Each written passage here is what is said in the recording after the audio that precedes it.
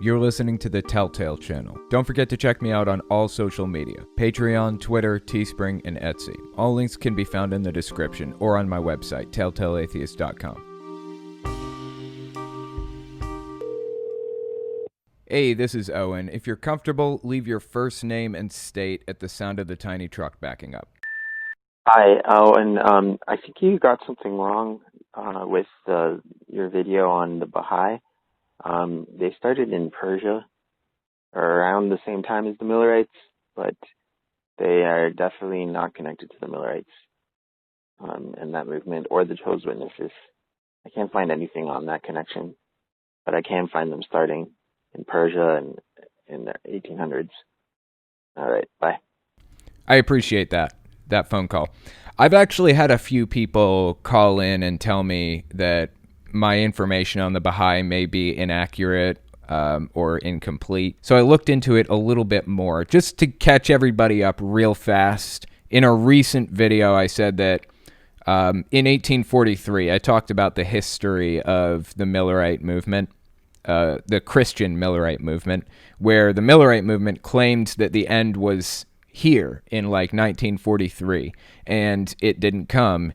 And they had made multiple predictions leading up to that. And when it didn't come, it led to what's called the Great Disappointment. People had sold their property, sold everything, and given all the money to the church and prepared for the rapture.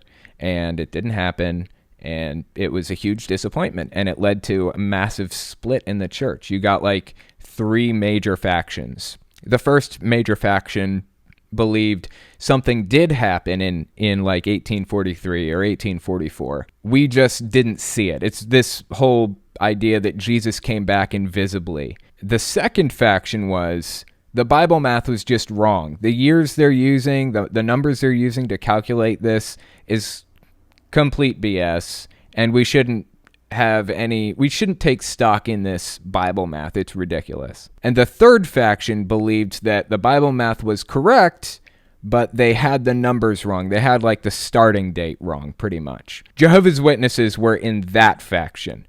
Charles Taze Russell eventually went on to calculate that it was like 1874 or some other thing like that. I don't remember. Then went on, when nothing happened then, went on to calculate it was like 1879, and just like a billion predictions all the way up to 1913. Nothing happened in 1913. Nothing happened in 1914 after that failed prediction. So he said, okay, all right, we're going to stop predicting and just say Jesus came back invisibly in 1914. Just like the Millerites, some of the Millerites said back in 1844. I explained that whole timeline in another video recently, and I said that the Bahai are mixed in there somewhere. I know that they weren't related to Jehovah's Witnesses in any way. I know they're not related to Mormons in any way or anything like that. But let me just read a blurb from a forum that I pulled up. I researched this heavily, but it's been years since I've researched it, and I need to look into it more, and it's very possible my information on this is incorrect. And if it's incorrect, then I want to get it right. So I'm not going to bring this up again, this information about the Bahai, until I do proper research on it. But originally, I did look in various sources to find this information. And that's what this forum post is based on. So let me just read the post and see what it says here. And regarding William Miller, this is the part I really wanted to get to.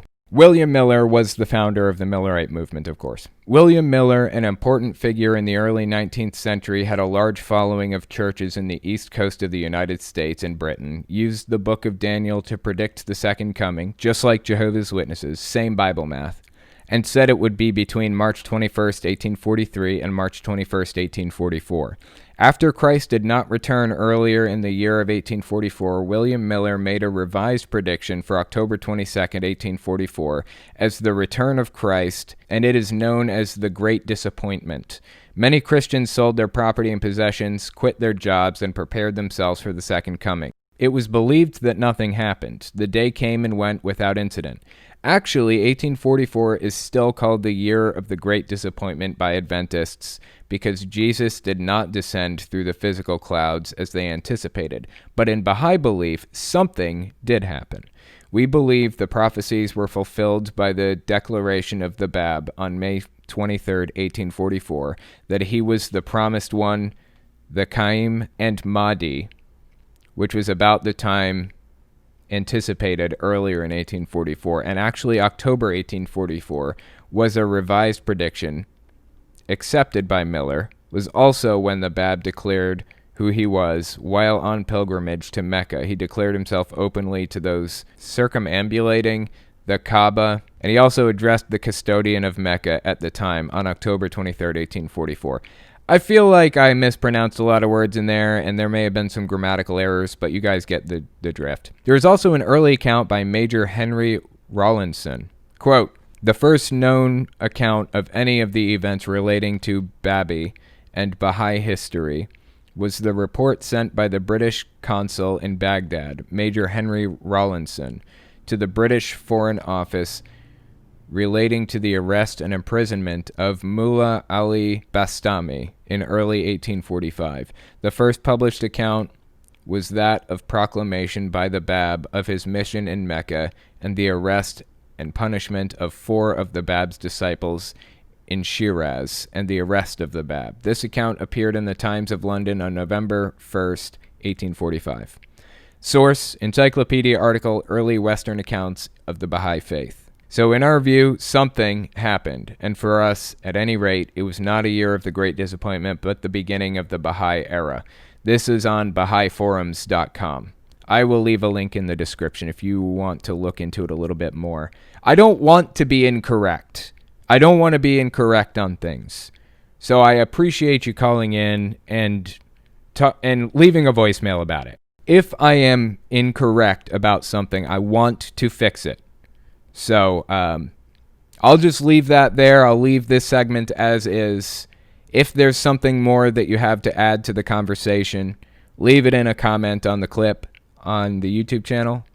I will watch for it, and I will pin it to the top, and we can talk about it a little bit more in the comments. Thank you for the voicemail. I really appreciate that, and hopefully we can get it resolved and figured out. And I do need to do a lot more research on this subject before I talk about it anymore, because I just don't know enough about it to really speak about the Baha'i faith.